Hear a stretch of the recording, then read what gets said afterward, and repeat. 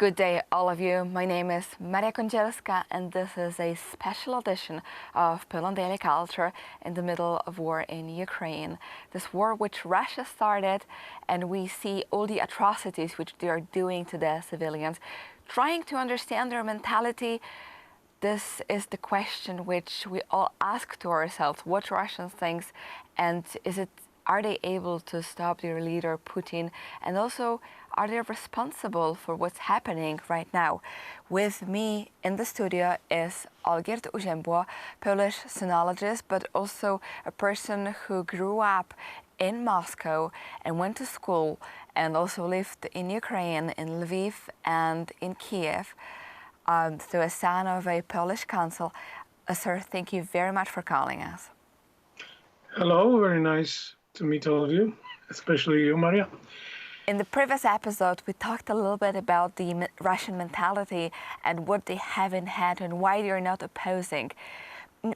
We also see this act of bravery and of people who, like this Russian girl who went in the middle of the Russian news to say no war, stop the war, and stop killing people.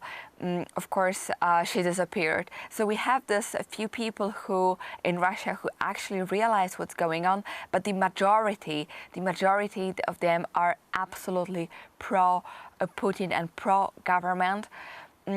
I've heard such kind of statement that the Russians, they divide into the white and red, but still most of them are pro-huge Russian empire.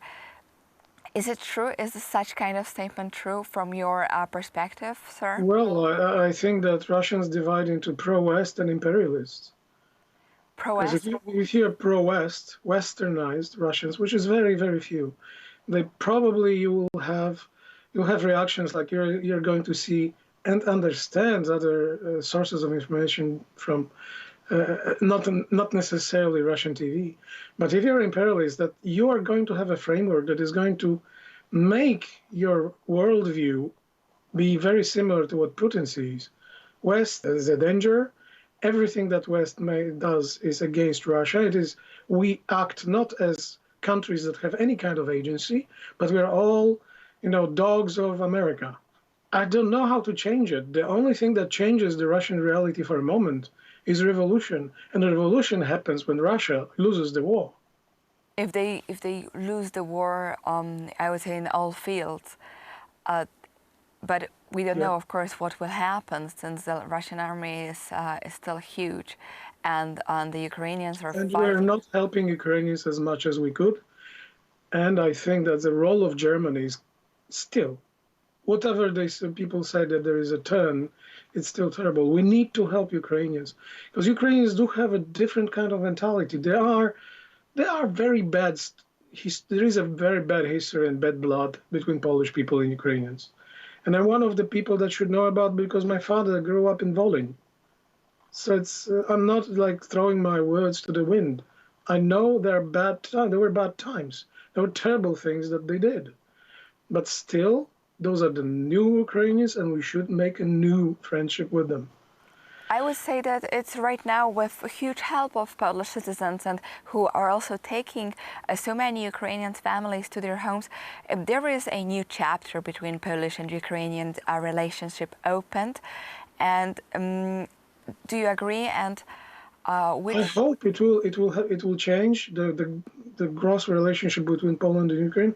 And I do see that there is a difference in mentality between Russians and Ukrainians, but that I personally did not see for most of my life. That's a good question, because Ukraine as a country was not independent for so many years and was a part of the Soviet Empire, also brainwashed by the communism, by this kind of mentality, and still they grew to be independent thinkers. They grew to their independence, and I would say this war is also uniting their society more than anything else before. Well, it's quite amazing because I do think that Eastern Ukrainians were not exactly the same as Western, and there was a big break between those two. But then we always kind of overlook the fact that within Soviet Union, Ukraine was a country that was independent. At least in theory, they did have a separate voice at the United Nations. Oh, I And it's see. something that Putin even doesn't mention.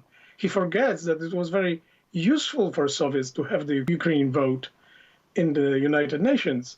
When he says all that funny story that he thinks is a history about Ukraine, he forgets about many, many things. And another thing, that the Holodomor, the terrible thing that happened in Stalin times, is imprinted in the societal history. The people were telling something that Russians always overlook, is that history does not stem from books.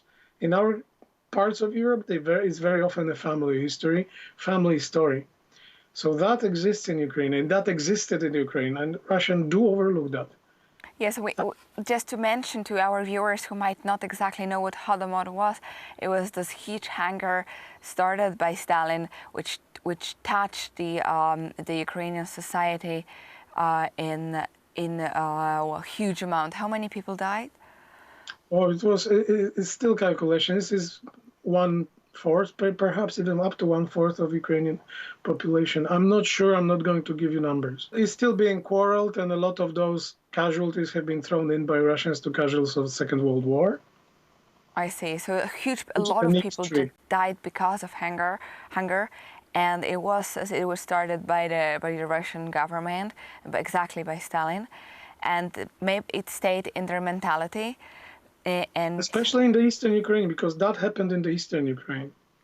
And now, of course, the Ukraine is fighting for their independence, and we are watching it with our eyes open, helping the refugees who are coming. More than 2 million of them already came to Poland, most to the Polish houses, and all of this what is happening is absolutely hard to understand.